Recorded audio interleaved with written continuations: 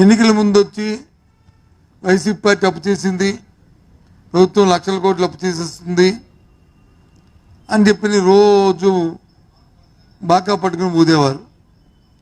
వాస్తవంగా అప్పులు ఎంత ఉన్నాయో ఏమిటనే విషయాన్ని కూడా వాస్తవంగా మనం ఆలోచన చెప్పడం కూడా జరిగింది. అన్నీ కలుపుకున్నా సరే 6 లక్షల కోట్లు దాటలేదనే విషయాన్ని కూడా చెప్పడం జరిగింది.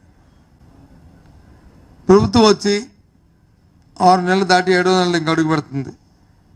ఇవాళ కూటమి ప్రభుత్వం వచ్చి రాష్ట్రంలో ఇప్పటికే 74,000 కోట్ల రూపాయలని అప్పు చేశారు. ఆ రోజు కార్పొరేషన్లో అని గొడవపెట్టారు.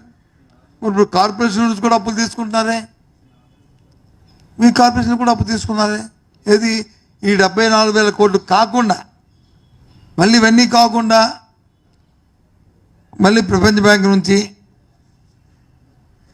వరల్డ్ బ్యాంక్ నుంచి, అలాగే ఏడీబీ ద్వారా మళ్ళీ ఇంకో 15,000 కోట్ల అప్పు తీసుకున్నాం. వెరసి సుమారు 1,00,000 కోట్ల రూపాయలు ఈ 6 నెలలకి ఈ ప్రభుత్వం అప్పు తెచ్చింది.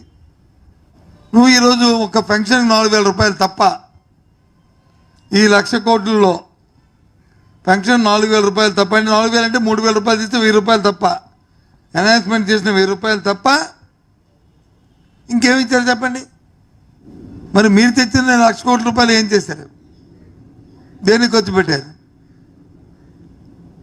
ప్రజలకు ఏం చేస్తున్నారు చెప్పండి. ఏం చెప్పాను నాకు అర్థం అవ్వలే.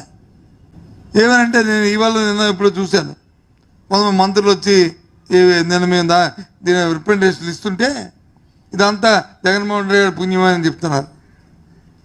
అన్నీ ఉంటున్నాయి కదా. మేముంటే ఈ 15,000 కోట్ల రూపాయలు మేము ప్రభుత్వమే డిస్కౌంట్లు చెల్లించేది. ఎస్ కాదా? గత 5 సంవత్సరాల్లో సుమారు 45,000 కోట్ల రూపాయలు డిస్కౌంట్లకు వచ్చి సపోర్ట్ చేసింది. అంతకుముందు 5 సంవత్సరాల్లో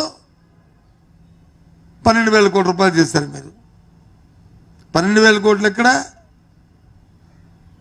ఎక్కడ ఆలోచించండి. 6 నెలలకు 1,00,000 కోట్లు అయితే 5 సంవత్సరాలకి ఎన్ని 6 నెలలు ఉంటాయి? 16 నెలలు ఉంటాయి.